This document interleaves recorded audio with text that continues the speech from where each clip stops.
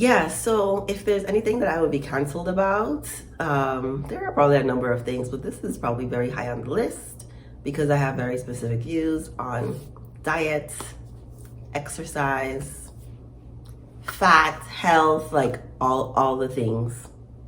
I'm really a fat girl on the inside, and I don't mean that offensively. I just mean I am constantly thinking about food. As a person who cooks most of the food I eat, and as a mother who cooks for my child, I'm always thinking about what groceries do I need to get? What are we having tomorrow? What are we having on Wednesday? What are we having on Friday? What days are we going to eat out? Where are we going to eat out? What do I feel like eating? How much of this can I eat without gaining weight?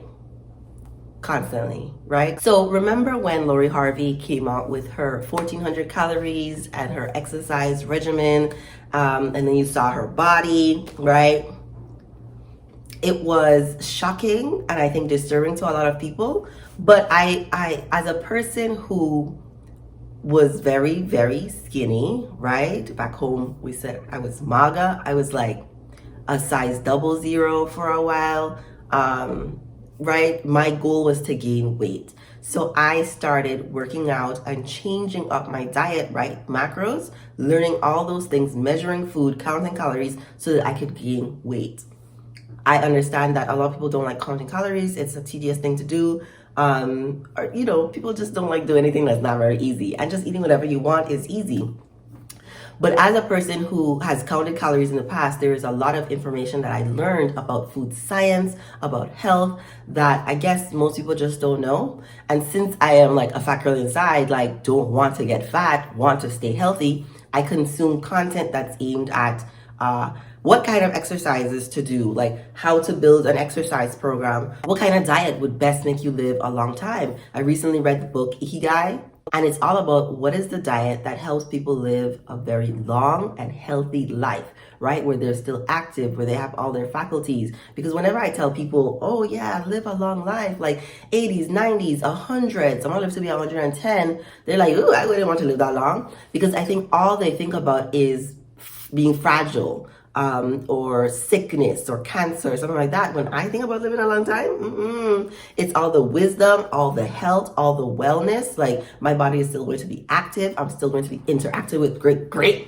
grandchildren. Like that's the vision I have for when I am elderly. So there's a consensus among the people who live a very long and healthy life. I think you know that there's a consensus, right? Like eat lots of vegetables, eat a lot of whole foods. You can eat meat, but meat is minimal to the diet. Lots of people who live a long and healthy life also don't eat dairy products. They don't overeat. They reduce their stress level. They have a community. They exercise. And there's lots of different exercises that they do. One of the best research proven exercises that help to keep the bone strong is strength training, resistance training, constantly walking, like staying active is really the key to living a long and healthy life. But then guess what happened? Because we live in America and it's a capitalist society that is big about money, not really big on caring for the people in the society. We have now the fat acceptance community. If you don't know, listen, I've gone on the rabbit hole. I tell you, I'm like a fat girl on the inside. I've gone on the rabbit hole of trying to understand this idea that fat is healthy, right? I think I was on the train of you can't tell one way or the other if someone is healthy or not just by their size, right? I was on that train.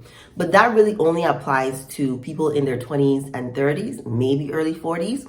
So like the blood work of somebody who is 200, 250, 300, maybe even 350 is going to show like no red flags, no real health indicators.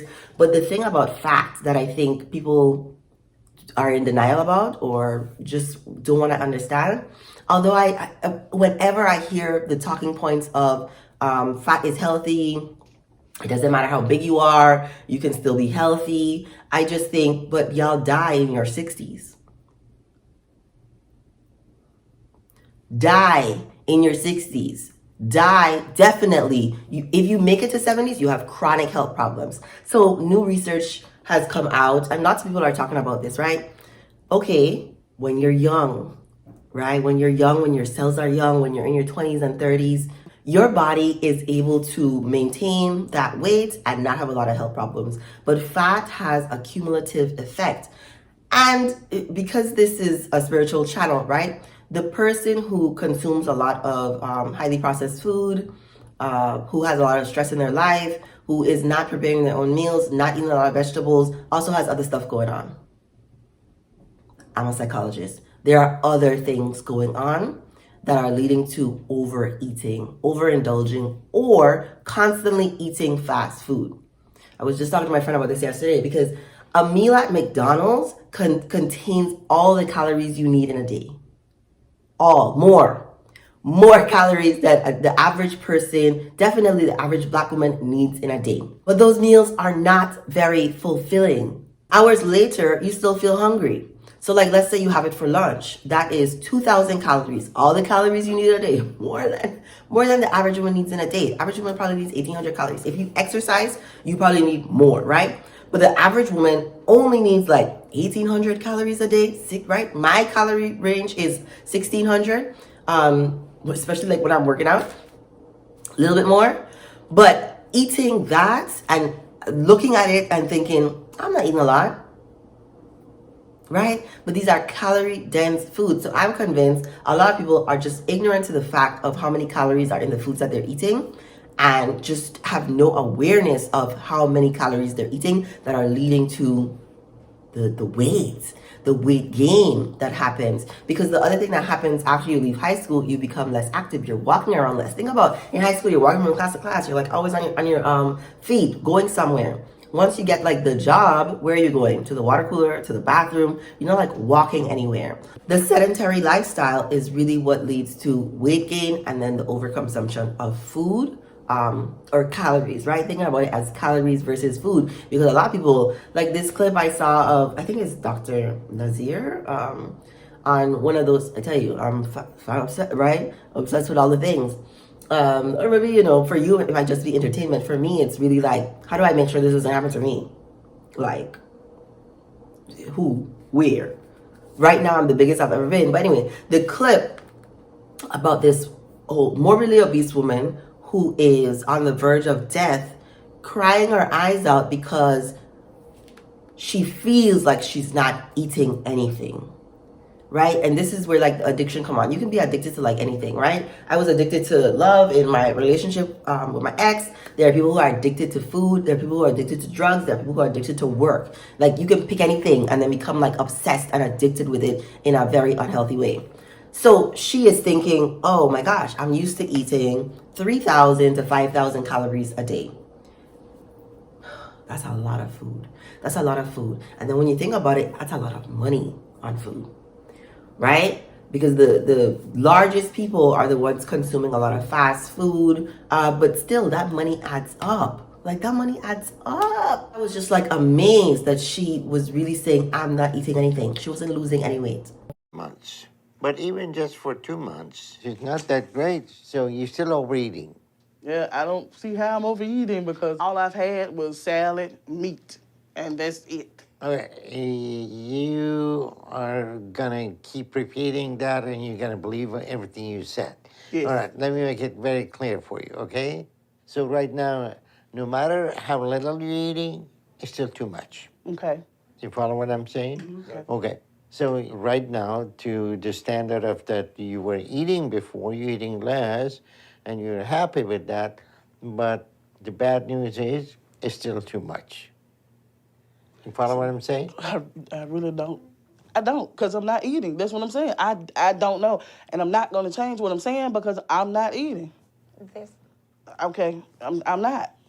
And I'm tired of people telling me that I'm eating and I'm not eating. And nobody's sitting there watching it.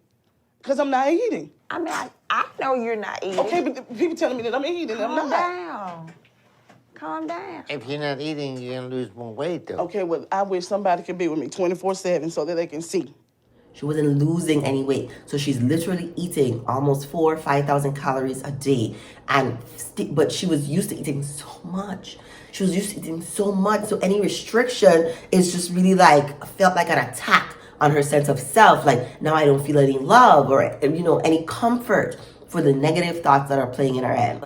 I have a video on my channel about like what I eat in a week. I think it's like what I eat in a week. And I think people would be amazed like to think about, right? I have a normal size body. Like, we real normal size around here.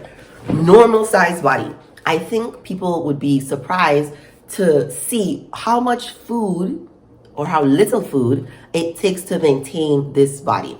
So at my heaviest, I was 165. I think maybe one time I weighed myself, I was like 168. But you know, water weight, it fluctuates. If you're a woman, you should only be weighing yourself like once a month. I'm currently down to 160, but my normal weight is like 145 between 155, right? That's the weight I should be. And that's the weight my goal is toward, because I realized all my life, I thought a size 8 was it. Oh my gosh, it was like, if I could just be like a size 8, I feel like my bum would be looking the way I want it to look, my boobs would be looking right, the body would be bodying. But size 8, I've always been like, the clothes aren't made for us and are like hips and stuff. So I usually always sized up. I've probably always been like a extra small kind of person, but resisted. So I've always like sized up. So like now I'm wearing like size 10 on the bottoms, because I also don't like clothes that are like really form-fitting or tight. I like them to just like roll off the bum. Like just give the illusion of booty. Like I don't want everything printing out. So I've always been a size up kind of person, but it doesn't take much food to maintain this body. I typically don't eat breakfast. I haven't been eating breakfast since I was a teenager going to high school, because it would make me like nauseous in the morning.